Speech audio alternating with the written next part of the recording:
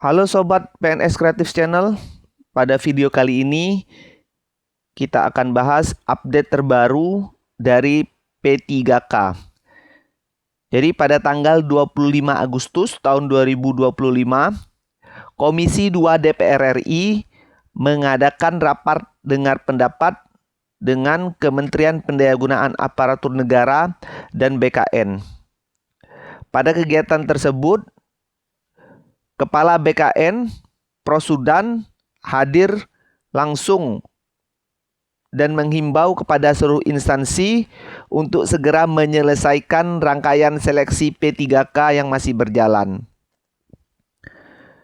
Beliau menyampaikan agar para pengelola kepegawaian instansi bersinergi menuntaskan proses pengangkatan P3K mulai dari tahap administrasi seperti penerbitan NIP P3K penuh waktu dan pengusulan formasi P3K paruh waktu.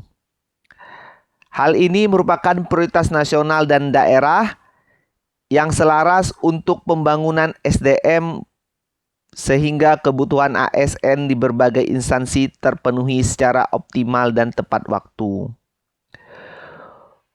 Untuk perkembangan hingga saat ini, beliau menyampaikan total dari 1.008.337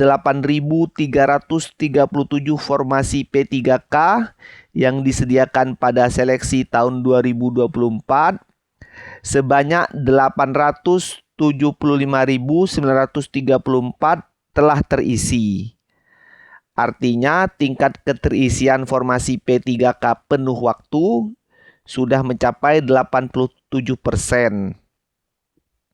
Untuk formasi yang belum terisi, antara lain disebabkan beberapa faktor, diantaranya tidak adanya pelamar yang memenuhi syarat, proses finalisasi yang belum selesai oleh instansi terkait, dan instansi yang memilih tidak melaksanakan seleksi tahap 2.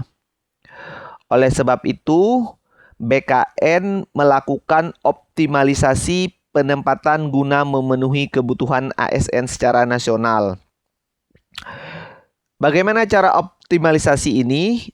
Optimalisasi ini harapannya dapat menghasilkan penambahan sebanyak 46.663 formasi yang kemudian diisi melalui mekanisme pengangkatan ulang. Pansenas juga telah memberlakukan pengangkatan P3K paruh waktu untuk mengoptimalkan formasi yang masih tersedia. Dengan mekanisme pengangkatan ditujukan untuk pegawai non-ASN yang telah mendaftar dan mengikuti seleksi P3K tahun anggaran 2024. Instansi pemerintah diberikan kesempatan maksimal hingga hari Senin, tanggal 25 Agustus 2025 untuk mengusulkan formasi P3K paruh waktu sesuai kebutuhan dan kemampuan masing-masing instansi.